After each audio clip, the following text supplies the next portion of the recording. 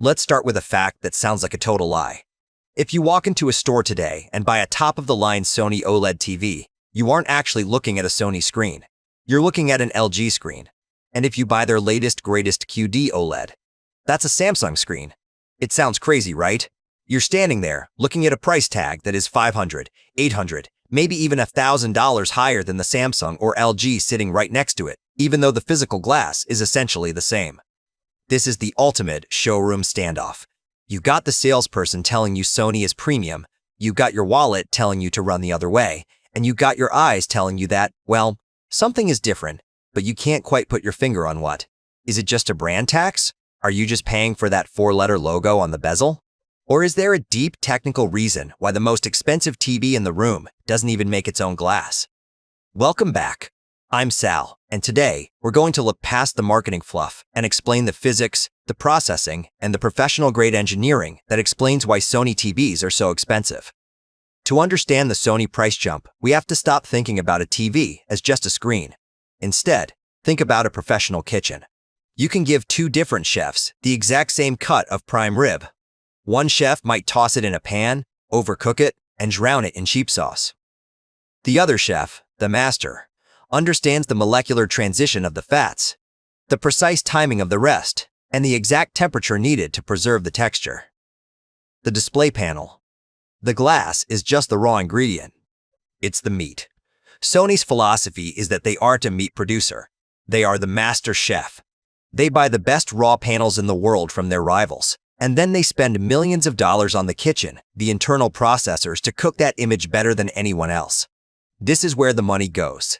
It's not in the glass, it's in the brain, behind the glass. The biggest chunk of that price tag goes into a piece of silicon called the cognitive processor, XR. Now, every brand has a processor. They all claim to use AI to make the picture better.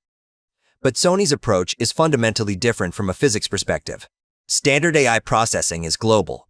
It looks at a frame and says, this is a dark scene, let's brighten the whole thing. Or, this is a face, let's sharpen every line. The problem with that is that the human eye doesn't work that way. When you look at a person standing in front of a mountain, your brain focuses on the person. The mountain becomes a secondary detail. Sony's processor actually divides the screen into hundreds of thousands of tiny zones. It searches each frame to find what it calls the focal point. It identifies where the human eye is naturally going to look. Maybe it's the sparkle in an actor's eye, or the dust kicking up from a car tire. The processor then focuses its massive computing power on that one spot to make it hyper-realistic, while subtly managing the rest of the image to create a sense of three-dimensional depth.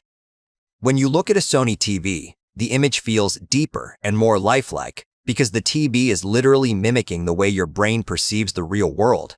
That level of real-time zone-based calculation requires a level of processing power that cheaper TVs simply don't have. Here's a question I get all the time. Sal, if I'm only watching Netflix or YouTube, do I really need an expensive TV? The answer is actually yes, and here's why. Most of the content we watch isn't perfect 4K. It's compressed, it's streamed. It has digital noise. If you take a low-quality signal and put it on a cheap, massive 4K TV, the TV is going to show you every single flaw. It's like putting a low-resolution photo under a magnifying glass. Sony's X-Reality PRO and XR Clear Image technology are the industry leaders for a reason. Instead of just stretching the pixels to fit the screen, which makes everything look fuzzy, Sony uses a massive internal database of shapes and textures. When the processor sees a blurry image of a brick wall, it doesn't just guess what the pixels should look like. It compares that image to its database of millions of real-world objects and reconstructs the detail. It can tell the difference between a strand of hair and a digital artifact. This is why a 1080p movie from 10 years ago often looks like a modern 4K film on a Sony. You're paying for the ability to make bad content look great. There is a secret reason why Sony is the darling of the film industry. Sony is one of the only companies in the world that builds the entire chain of entertainment. They make the professional cameras used on movie sets. They own the studios that produce the films. And, crucially, they make the master monitors. Those $30,000 screens that directors use to color grade their movies in the final edit. When a director decides exactly how a sunset should look, they are looking at a Sony monitor.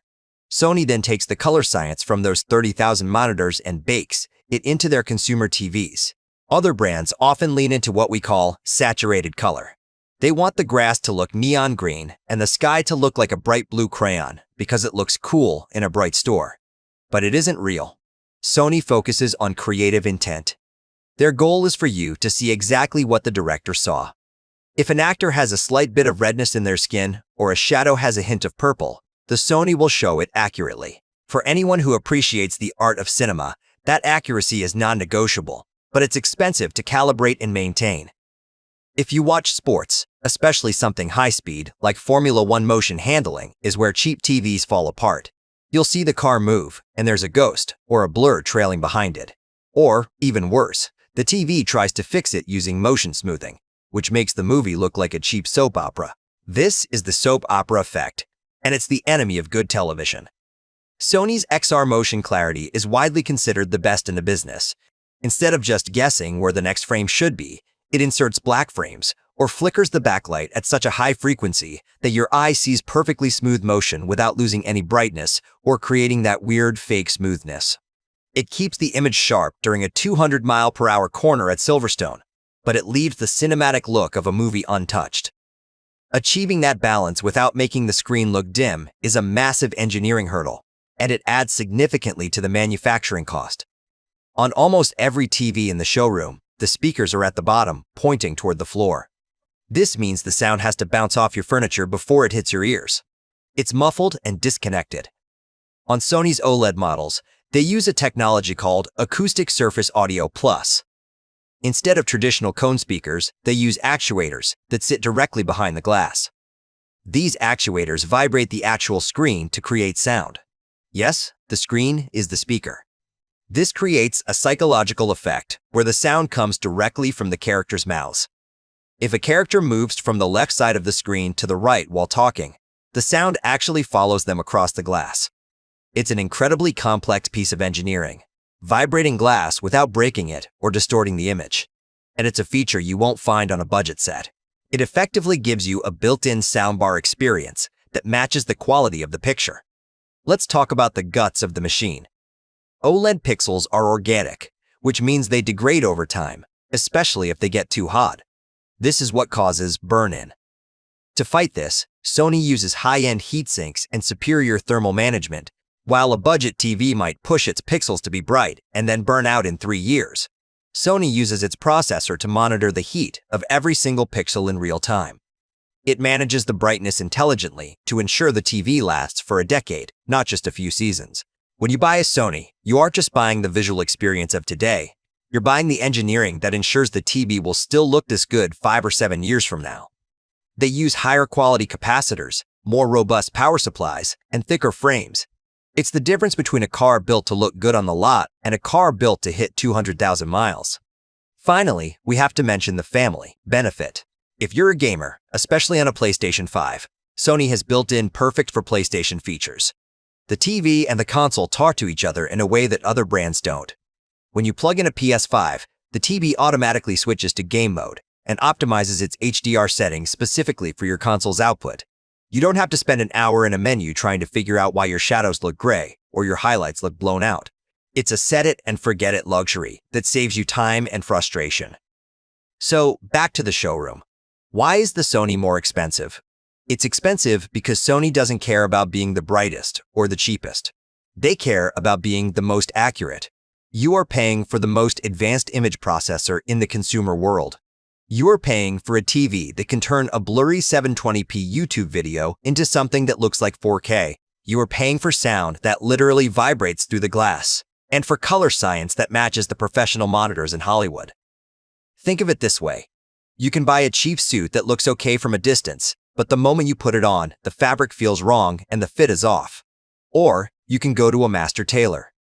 The fabric is the same wool, but the cut, the stitching, and the feel are on a completely different level. Sony is the master tailor of the TV world. If you just want a screen to watch the news while you eat breakfast, don't buy a Sony. It's overkill. But if you want to sit down on a Friday night, turn off the lights, and feel like you are actually inside the movie.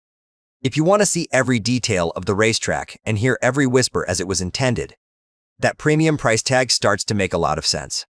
The Sony Tax isn't for the logo. It's for the brain that makes the glass come to life. I hope this helps you make sense of that alphabet soup of specs next time you're in the store. If you found this breakdown useful, hit that like button and subscribe.